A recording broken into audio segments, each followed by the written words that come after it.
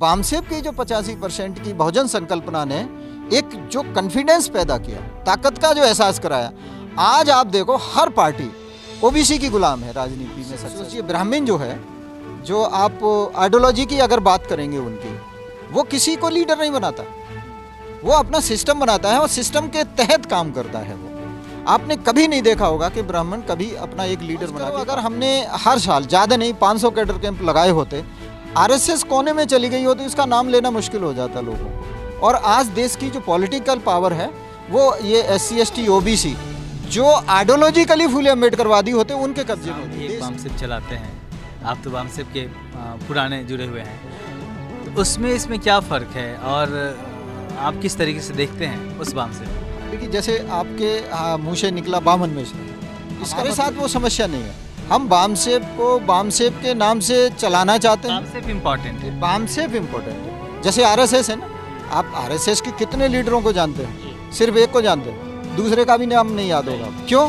क्योंकि वो RSS के नाम से उसे को अगर मतलब सही अगर आप पूछेंगे कि बामसेब को कैसा संगठन बनाने के लिए तैयार किया, तो वो RSS के खिलाफ, RSS के बराबर की टक्कर का और RSS से ज़्यादा शक्तिशाली टक्कर का जो ये मूल्यवासी लोग हैं, इनके महापुरुषों ने जितना सोचा है, जो फिलॉसफीज़ दी हैं, दर्शन दिए हैं, वो दर्शन ज़मीन पर उतारने के लिए बामसेब को एक मिशनरी संगठन के तौर पे बनाने का ये प्लान किया।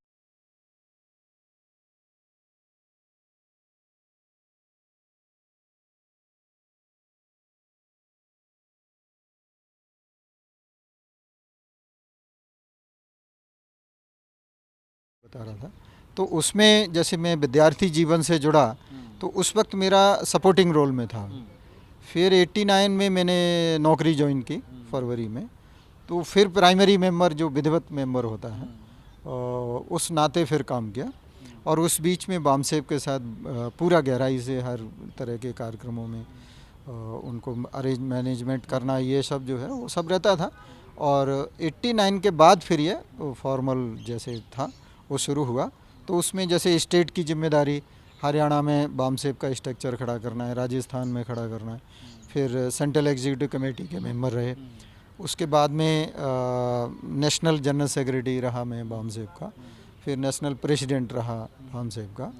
और फिर नेशनल प्रेसिडेंट के बाद में बामसेब ने जैसे कई ऑफशूट्स बनाए हुए हैं, तो एक एम्प्लॉइज़ की प्रॉब्लम्स के लिए मूल्यवासी कर्मचारी कल्याण महासंघ बनाया, वो भी रजिस्टर्ड है, तो उसका मैं प्रेसिडेंट। बामसेब जहाँ से चली थी और उसका जो उद्देश्य था हासिल करने का, आपको लगता है कि वो हासिल हो पाया है?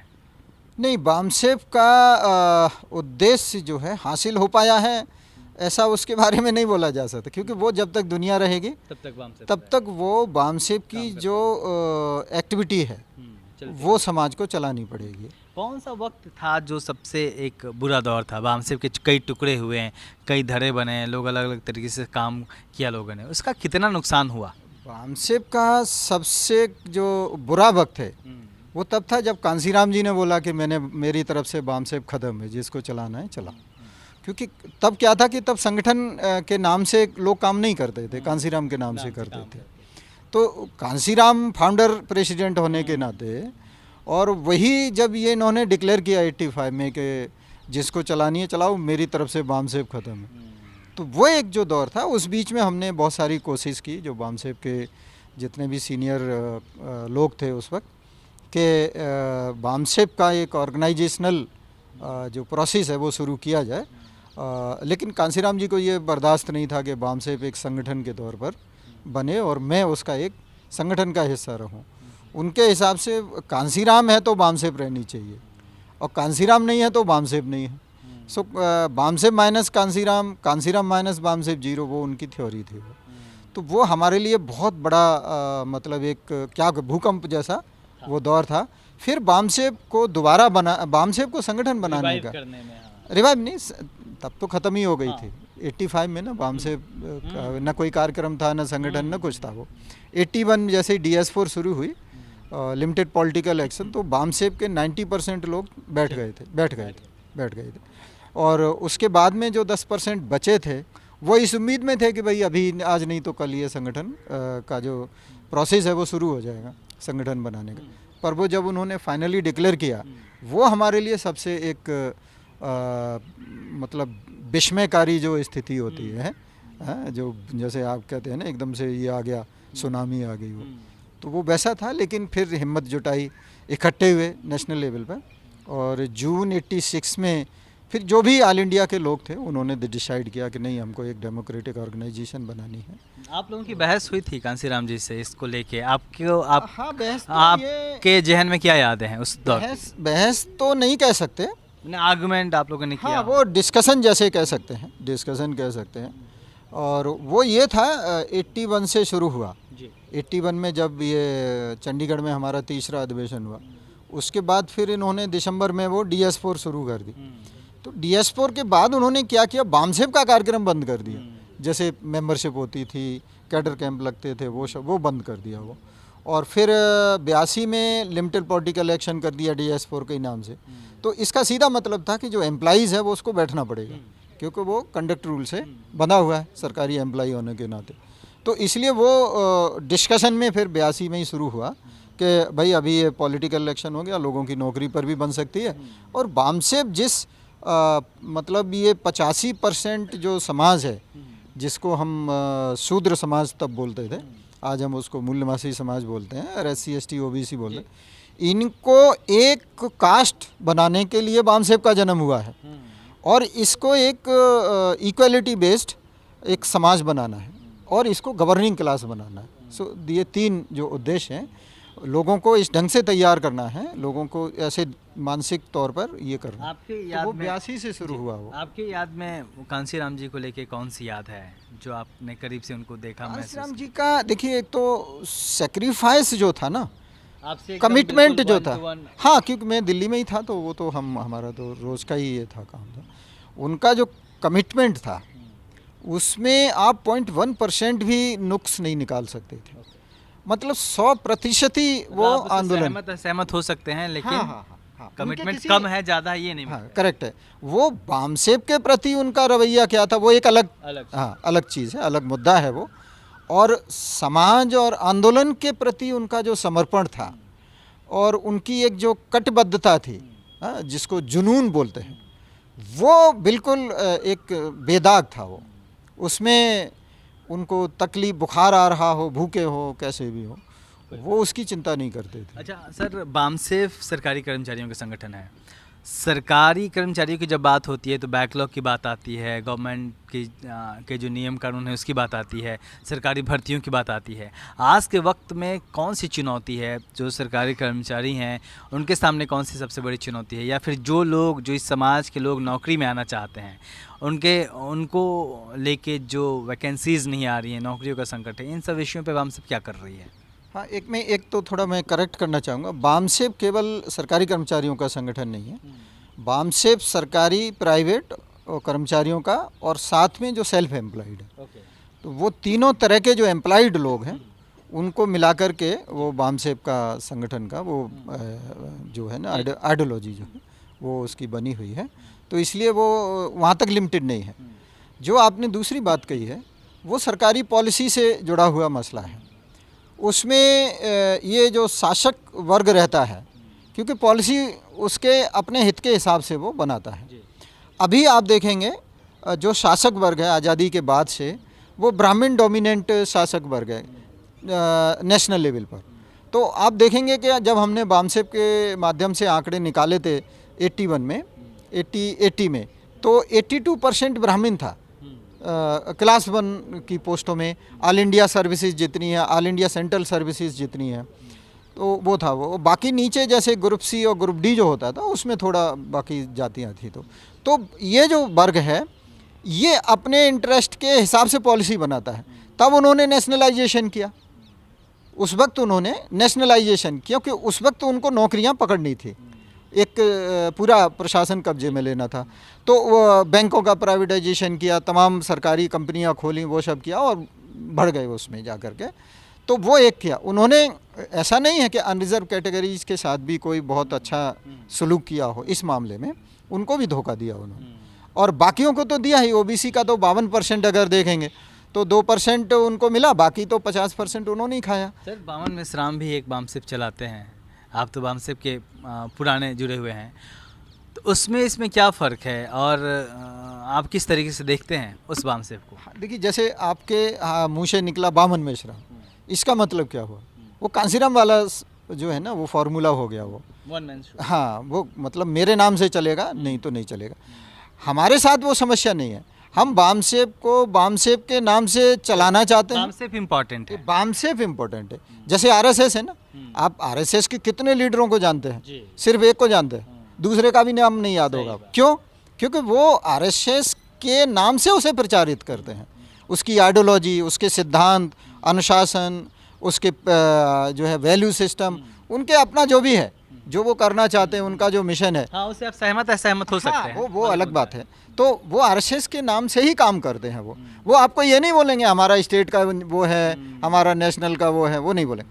सो बामसेप को अगर मतलब सही अगर आप पूछेंगे कि बामसेप को कैसा संगठन बनाने के लिए तैयार किया, तो वो आरएसएस के खिलाफ, आरएसएस के बराबर की टक्कर का और आरएसएस से ज़्यादा शक्तिशाली टक्कर का जो ये मूल्यवासी लोग हैं, इनके महापुरुषों ने जितना सोचा है, जो फिलॉसफीज़ दिए हैं, दर्शन दिए हैं, वो दर्शन ज़मीन पे उतारने के लिए बामसेप को एक मिशनरी संगठन के तौर पे बनाने को बामसेप है।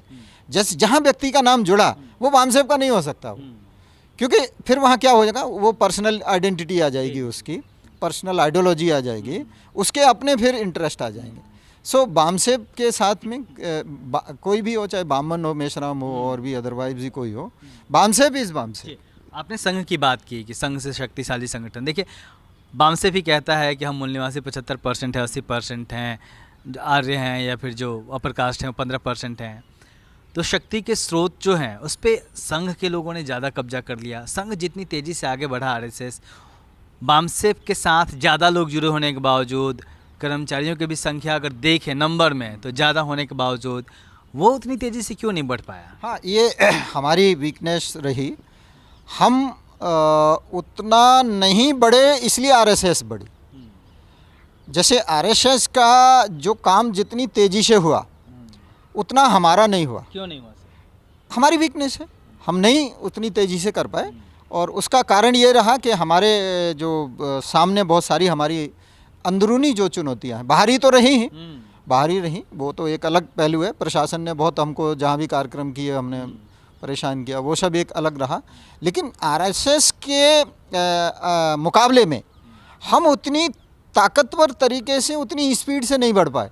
फ़र्ज़ करो अगर हमने हर साल ज़्यादा नहीं 500 कैडर कैंप लगाए होते, आरएसएस कोने में चली गई होती, उसका नाम लेना मुश्किल हो जाता लोगों को।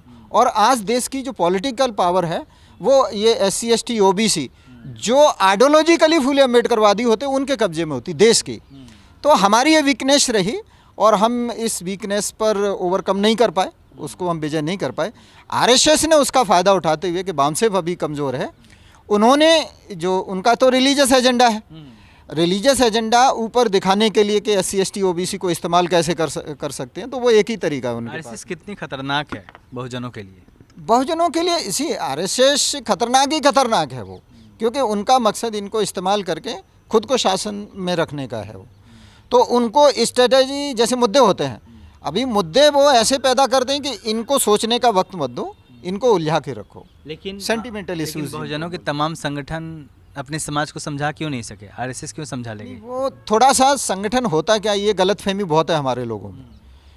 आप सोचिए, ब्राह्मण जो है, जो आप आइडियोलॉजी की अगर बात करेंगे उनकी, वो किसी को लीडर नहीं बनाता, वो अपना सिस्टम बनाता है और सिस्टम के तहत काम करता है वो। आपने कभी नहीं देखा होगा कि ब्राह्मण कभी अपना एक लीडर बना के काम करता होगा। तो लेकिन हमारे यहाँ ऐसा जो है ना, वो मामला थोड़ा सा ये है।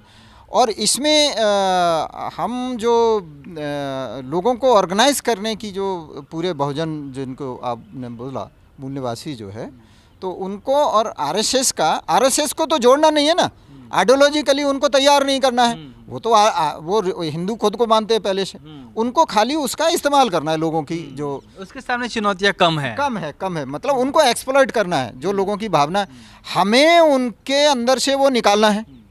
जो पहले से जो ब्राह्मणकृत जो अंदर बैठा हुआ है, फिर हमें उनके लिए हित की क्या है वो डालनी है।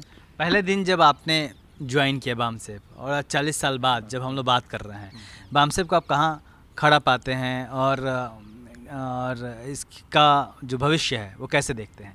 हाँ, ये बढ़िया आपका जर्नी हिस्ट्री के हिसाब से जब हमने ज्वाइन किया था तो बामसेफ की संकल्पना थी, बामसेफ नहीं थी। बामसेफ की संकल्पना थी, जैसा मैंने आपको बताया, बामसेफ संगठन नहीं था। बामसेफ संगठन शुरू हुआ 86 के बाद में, उसकी संगठन प्रक्रिया जो है, तो तब तक कांसीराम जी के नाम से काम करते थे हम। सो तब बामसेफ थी नहीं, तो उसकी हम स्थिति भी नहीं आपको बता सकते। मेंबर बनाते थे हम, न कोई संगठन का ऐसा ढांचा था न कुछ था, वो कांसीराम जी के नाम से मेंबर बनाते। 13 रुपए की एक मेंबरशिप होती थी। लेकिन कितने रुपए की हो गई है? अभी 125 रुपए की है, अभी हो सकता है। हाँ, नहीं सालाना है। हाँ, तो वो अभी तो क्योंकि वो 100 रुपए की हो गई, तो वो अभी ऐसा है। लेकिन उस वक्त 13 रुपए की हुआ करती। तो उस वक्त क्या था, उस वक्त बामसेफ का मेंबरशिप वगैरह ये सब इतना मुश्किल काम नहीं होता था। उसका कारण यह था कि कोई संगठन ही नहीं था। सो जो आपने सवाल किया ना संगठन का, हमारे पास संगठन का मतलब क्या है कि पूरे देश में आप समाज को कैसा बनाना चाहते हैं उसकी समझ सोच होनी चाहिए, उसकी आपके पास में एक प्लानिंग होनी चाहिए, उसका उद्देश्य क्लियर होना चाहिए नेशनल लेवल का आपके पास में, और उसको करना कैसे है उसका स्ट्रक्चर आपके पास होना चाहिए। नहीं है तो उसके स्ट्रक्चर नेशनल लेवल का बनाने की आपके पास एक योजना, कार्य योजना जिसको बोलते हैं ना, एक्शन प्लान जिसको बोलते हैं, वो होना चाहिए। और आप दिखने चाहिए कि आप नेशनल लेवल पर आप बना रहे। जैसे मैं कल से नॉर्थ ईस्ट के इलाके में जा रहा हूँ, क्योंकि उधर हम चाहते हैं जल्दी से जल्दी हमारा खड़ा होना चाहिए, क्योंकि हम नेशनल लेवल पर बामसेफ का एक आंदोलन हम उतारना चाहते हैं, बनाना चाहते हैं, नेशनल लेवल पर ऑर्गेनाइज करना चाहते हैं लोगों को। आरएसएस में वो चीज़ है। आरएसएस ने जो अपने लोग उतारे वो पूरे देश में उतारे, चाहे नॉर्थ ईस्ट हो, चाहे साउथ हो, चाहे कोई भी हो। तो अब वो हमारे पास में ये दिक्कतें रही बीच में, तो हम नहीं कर पाए। अब हम उस पर फील्ड में जा रहे। तो वो जो ऑर्गेनाइजेशन की आपने बात की, ऑर्गेनाइजेशन का मतलब ये नहीं है आपने एक बनाया एसोसिएशन, जेब में रखा, घूम रहे और कह रहे, या साल में कहीं जयंती मना ली, कहीं बैनर लगा लिया, या कहीं आपने छोटा गली में कार्यक्रम कर लिया, या कहीं आपने अपने ज़िले में कुछ कर लिया, या किसी के साथ लग के कर लिया। तो आप करके आ रहे हैं, फिर उसमें आप अपने को खुश कर रहे हैं। भाई बाबा साहब के नाम पर ना हमने एक वो बिल्डिंग बना ली। अच्छा, क्या कर रहे हैं इसमें भाई? अरे बिल्डिंग बना ली, इसमें बैठते हैं, देखो लोगों की मीटिंगें होती हैं, ये होते। अरे तुम क्या कर रहे?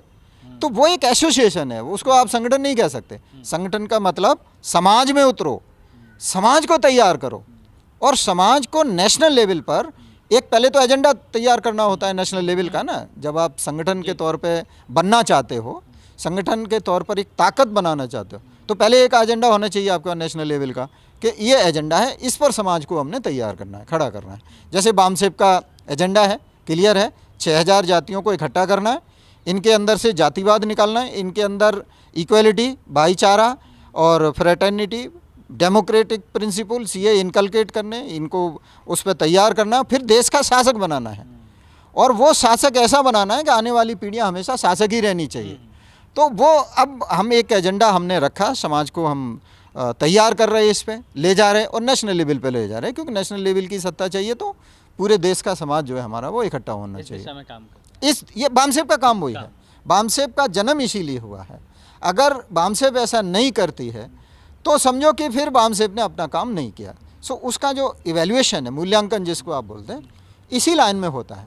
मैं सिंपल एक एग्जांपल आपको देता हूँ। बामसेफ से पहले एक शेड्यूल कास्ट वाद होता था, दलित वाद होता था, और आदिवासियों का अपना अलग होता था। बाबा साहब के नाम पर यही चलता था।